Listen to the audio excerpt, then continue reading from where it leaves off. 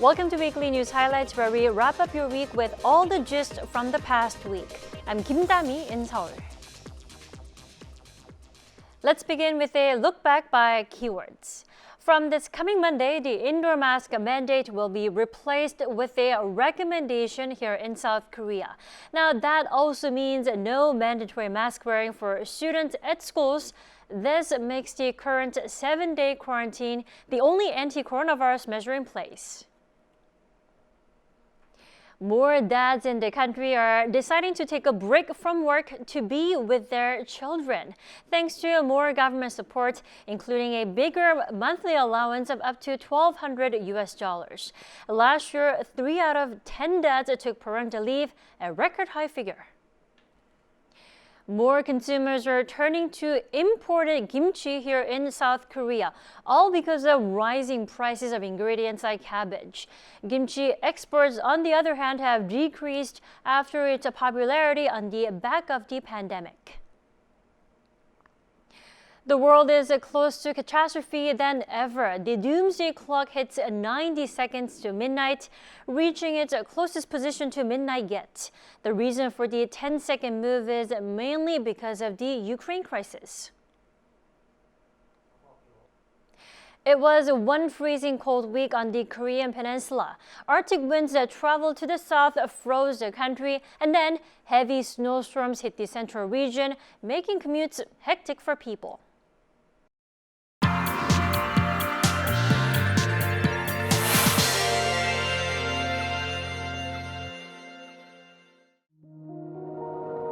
This past week was indeed a brutal one for many people in South Korea. Record low temperatures and Arctic winds froze pipes and roads and even put some people's lives in danger. Making matters worse, heavy snowstorms walled the capital and central region, making local commutes challenging. The snow has stopped now, but the frigid winter chills are here to stay, which makes it inevitable that people will crank up the boiler, meaning many have been caught off guard by high heating bills, leaving vulnerable social groups even more vulnerable to the cold. The skyrocketing heating costs are also a deep concern globally, with countries like Japan and Germany slapped with overwhelming energy bills this winter. Just when we thought the bitter cold was the one last thing to worry about this winter, soaring heating bills have become a burden for many people here in South Korea. For more, we have our Shin-Young in the studio. Welcome. Hi, Good to be here, Dami. All right. This past week was one freezing week, let me say, and I had to turn on my heater a lot more than usual, which came back with a huge bill. Right, Dami. It was same for me as well, but we weren't the only ones who were shocked by the skyrocketing gas bills. People are feeling the burden as prices of gas used by household this month jumped 38.4% per megajoule from the year before. The retail gas prices for households are determined by each city and province after the government-run Korea Gas Corporation, which imports liquefied natural gas or LNG, sets the wholesale price. Last year, the government raised the wholesale price 4 times, and this resulted in a total increase of a little over 42% compared to the previous year.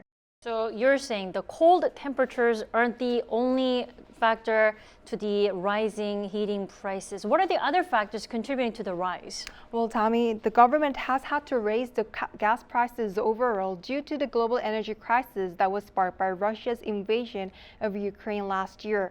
Following a slump in energy exports from Russia, demand for LNG surged as European countries sought LNG as an alternative energy source, and that pushed up global LNG prices overall. And according to South Korea's energy ministry, last year's energy price rose by 128% from the year before. As a result, the cost of South Korea's LNG imports rose to a record high of almost $57 billion, far exceeding the previous record high of roughly $37 billion in 2014. So, as you said, this is a part of a whole global crisis, right? And what is it like what's the situation like in other countries with regard to the rising heating bills? The situation was similar in other countries as well. According to a report from the National Energy Assistance Directors Association, the U.S. is expected to have its most expensive winter for heating in more than 10 years with an on-year increase of 17%. And Japan has also seen a rise of 33% for December.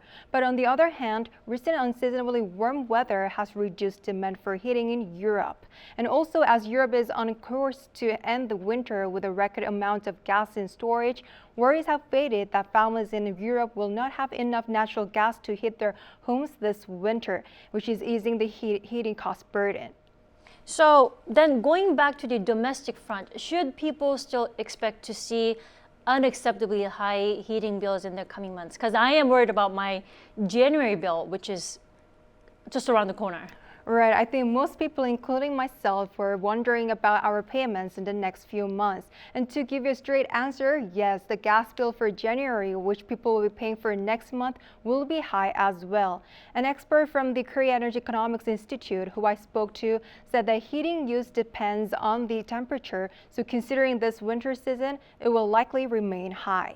Right, it's definitely a lot more brutal and worrisome for households amid ongoing inflation. And I also hear that the government is reviewing to raise gas prices again in the second quarter of this year. You're right, Tammy. The government decided to freeze prices for the first quarter of 2023, citing the high cost this winter. However, South Korea's energy minister spoke of the possibility of raising prices in the second quarter instead. And another expert I spoke to said the rise is inevitable. Last year, Japan doubled its price and then Germany increased it eightfold. But South Korea saw a relatively small increase in gas prices. As a result, the Korea Gas Corporation's deficit has grown to 9 trillion Korean won, or roughly $7.3 billion. It is expected to increase by 5 trillion won, or $4 billion after the first quarter. Raising gas prices from April is inevitable in order to import natural gas from abroad and stabilize the gas supply. So it is a worrying situation for many countries around the world. And now let's talk about something that we are all looking forward to hear. What can we expect prices to go down? There are different views on the size of the price rise, but experts I spoke to forecast that it will remain at high prices for a while. The increase in prices will be affected by the global LNG price. However, for now, as global prices are on the decline, I think the increase in gas prices will not be that high. With continuous investment in LNG facilities, experts expect prices to stabilize as gas production and supply will strengthen from 2026.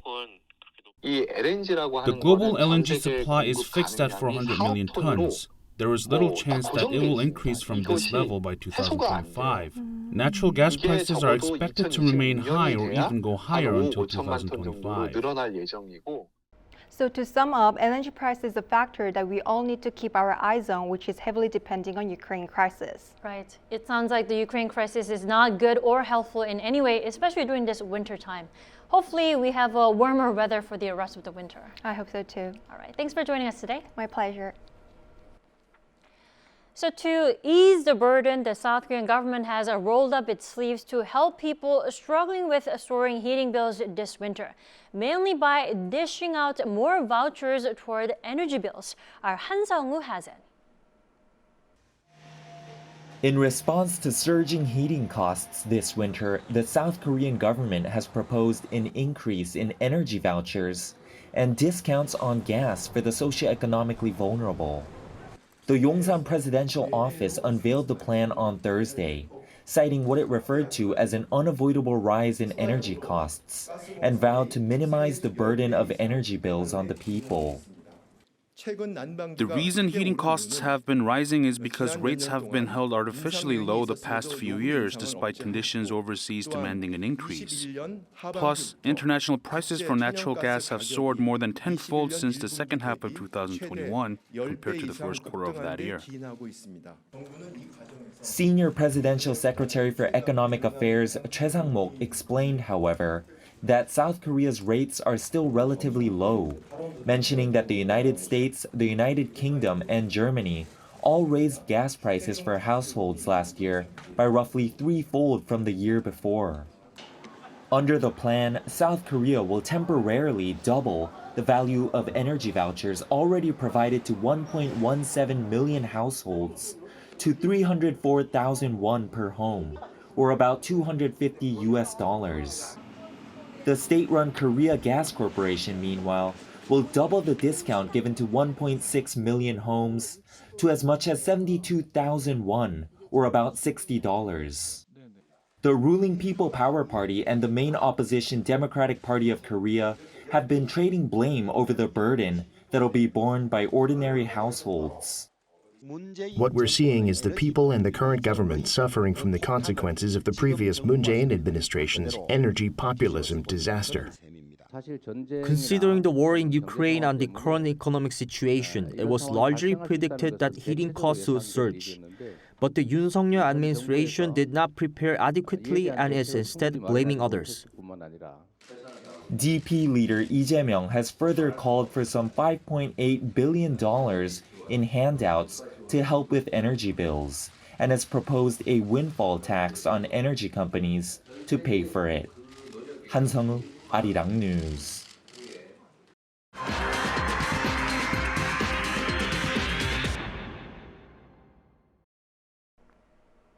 We are ahead of a rather exciting week with no mandatory mask wearing when indoors. Now that means no masks when working out at the gym or working in the office. But there are still exceptions. Our 신새벽 has it all. Starting January 30th, people in South Korea will no longer have to wear masks indoors. This marks the end of the 3-year-long mandate. However, mask wearing will still be required at high-risk facilities. The first is public transportation, including taxis and flights. But people don't have to wear masks when standing on the platforms, inside bus and train stations, and at airports. Medical and care facilities are also deemed high-risk, meaning masks are a must. But when people are in their own private rooms alone or with caregivers or people who they share the room with, it is not necessary. Though not required in these situations, it's highly recommended for people to wear masks. Those in high-risk groups and those in the 3 Cs, spaces that are closed, crowded, or involve close contact, are still highly recommended to wear masks indoors. Also, those with respiratory problems are highly advised to wear a mask. People who have had close contact with someone who tested positive for COVID-19 are also recommended to wear a mask for at least 2 weeks from the date of contact. Places where people tend to chant, sing, or talk a lot are other examples where masks are encouraged. Meanwhile, ahead of schools reopening, the Education Ministry has also published a set of guidelines.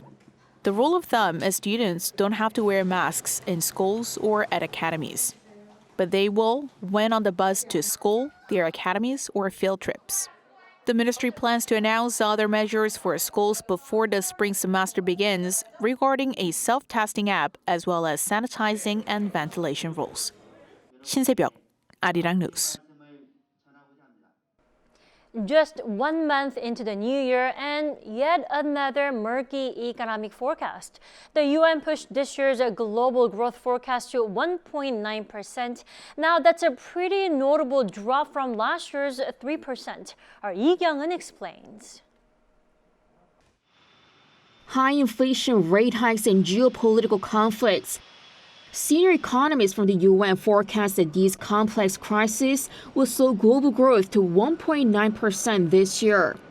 That marks a sharp decline from 3% in 2022. They note it will be one of the lowest growth rates in recent decades, with the exception of during the 2008 financial crisis and at the height of the COVID-19 pandemic 2 years ago, that saw minus 3.3%.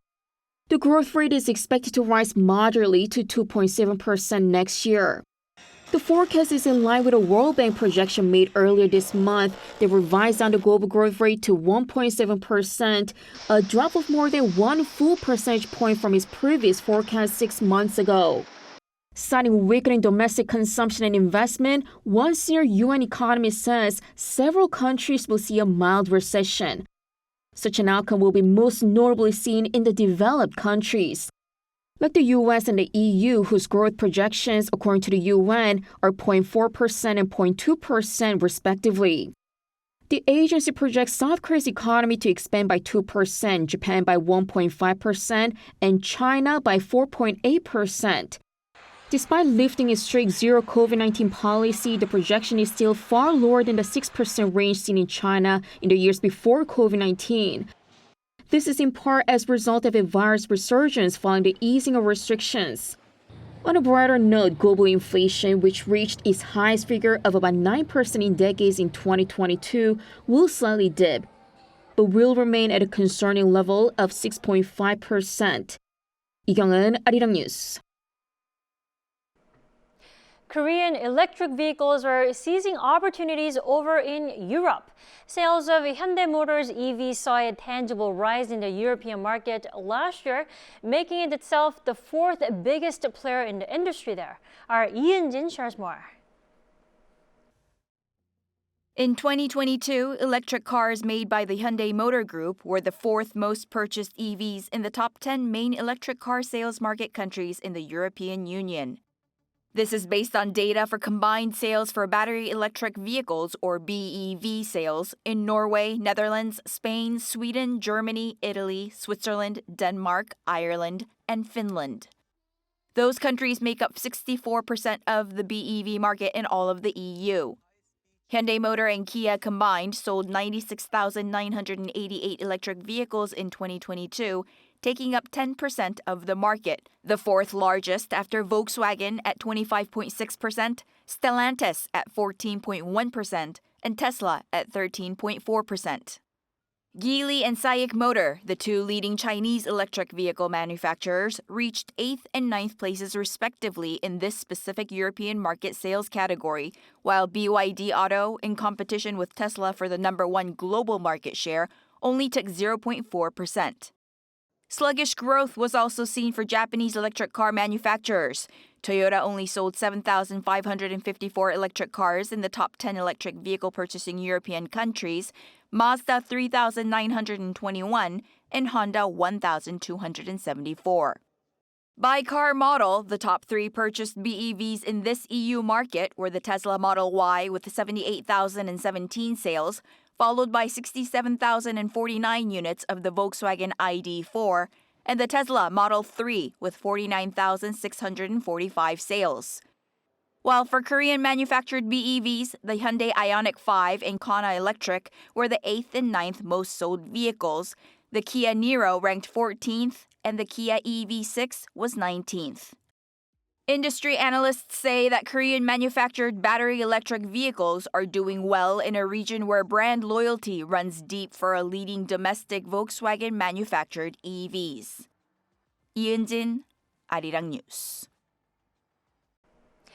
Imagine enjoying driving a different car every month without actually having to buy a new one. Well, it is possible with a subscription service, similar to how you would subscribe to newspapers and magazines. Our Lee Dae-yeon tells us more. The term subscription economy might be unfamiliar to some, but many people have used it at least once. I subscribe to a salad delivery service. It's convenient when I'm busy and can't go to a store. I'm planning to get chicken breasts delivered regularly. Subscription services are cheaper, and I get it delivered to my door by the time it runs out. The subscription economy is a growing business landscape that involves selling recurring subscriptions to consumers in exchange for access to a product or service over time. The global investment bank and financial services firm Credit Suisse says the subscription economy market size grew to $530 billion in 2020 from $420 billion in 2015. And it's expected that 75% of global manufacturing companies will provide this service this year. It's also expanding into a variety of industries in the current era of digital transformation. Amazon on Wednesday started a subscription service that allows premium members in the U.S. to purchase multiple medications for a flat fee of $5 a month, the e-commerce giant's latest foray into healthcare. Car companies too are getting in on the act as Hyundai Motor introduced a program in South Korea that allows customers access to a car with a monthly subscription of a little over $800. A similar service is available in other countries such as Spain and the UK. It's similar to a lease except users can opt out. And now the service has adopted AI technology to provide better choices for consumers. For example, some video subscription services provide recommended videos based on user history. It's expanding into the product delivery service too, where it recommends books or drinks using an algorithm based on a customer's gender and age. Despite the development in technology, however, one expert says businesses should brace for difficulties too. As the economic slowdown continues, consumers tend to tighten their purse strings. The first thing they would likely do is cut their recurring payments for some subscriptions. But still, it's important for companies to adopt the subscription system in the long term, as the system is expanding into essential products and services. She added letting consumers easily and conveniently cancel their subscriptions in this situation can be a good strategy that can lead to a positive corporate image, keeping consumers coming back in the future. Lee Dae-hyun, Arirang News. Now, 2023 marks the 120th anniversary of Korean emigration. More than a century ago, the very first group of Korean immigrants arrived in Hawaii in the U.S. Our Song Yu-jin looks back on some of their footsteps. January 13th, 1903.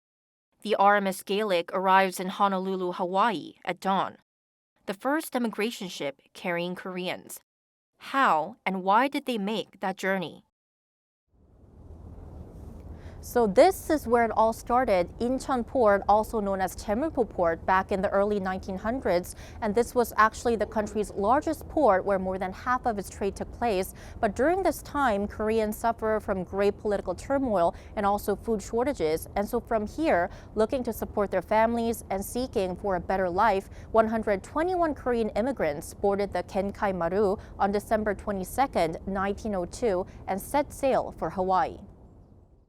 The ship arrived in Nagasaki, Japan 2 days later. There, only 102 who passed physical examinations got on board the Gaelic. After arriving in Hawaii, most worked at sugar plantations for over 10 hours a day, providing relatively cheap labor. Following the first voyage, some 7,400 Koreans moved to the U.S. over the next 2 years. Hawaii was more than a land of new beginnings. It's also where the overseas independence movement of Koreans against Japan started. Korean immigrants made their living by working on sugar plantations and coffee farms. They donated what they earned to independence activists and worked to raise awareness of Korea's independence movement abroad. Activist Kim Gu wrote in his autobiography that the funds raised by Korean Americans were the backbone of the movement. The Ministry of Patriots and Veterans Affairs this January is putting the spotlight on independence activists An Hyun-kyung and Lee Won-sun. Their contributions can be seen at the Independence Hall of Korea. An was born in Seoul in 1881 and moved to Hawaii in 1905. As part of the Korean National Association in Honolulu, he sent a protest letter to the Japanese emperor regarding Japan's illegal occupation of Korea's territory. He was one of the founding members of Dongjihoe alongside Lee Seung-man, who later became South Korea's first president. This group supported the Korean provisional government in Shanghai, China, and worked to bring overseas Koreans together. Lee Won-sun was also born in Seoul in 1893 and moved to Hawaii from Shanghai in 1914. Lee played a big role in raising funds for independence activists as a member of the Korean Commission to America. The two joined forces and created the United Korean Committee in America Mission in 1941, the largest independence movement organization of Korean Americans. I really admire these activities because they worked for Korea's independence despite living far abroad. It wasn't easy to fight for independence even within Korea, but they did it overseas. I respect their courage. An Hyun-kyung and Lee Won-sun were two of the many activists abroad who worked for Korea's freedom and independence. They always kept their home country in their hearts and didn't forget where they came from. And it's through their efforts and sacrifices that led to Korea's independence in 1945. Koreans started new lives as independence activists in China, farm workers in Mexico, theatre actors in Russia, miners and nurses in Germany. Their destinations diversified, especially after the Emigration Act in 1962.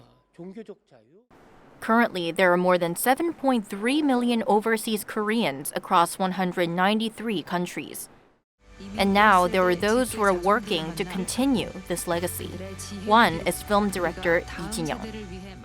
After living here for several years, I got to learn about this amazing Korean immigrant history, which was so very inspiring and very moving at the same time. I wanted my daughter and their friends to know how much love they have received, not just from their parents, but from ancestors. There's also Korean-American Julia Ryu, who rose to stardom after her Korean folktale-based musical Simcheong went viral online. I have so much more of an appreciation of the really hard work and difficult times that our grandparents went through in order to give their children and their grandchildren a better life, and I hope to be able to pass on that legacy. Though spread across the globe, one thing will never change. We're all Koreans by heart. 송유진, Arirang News.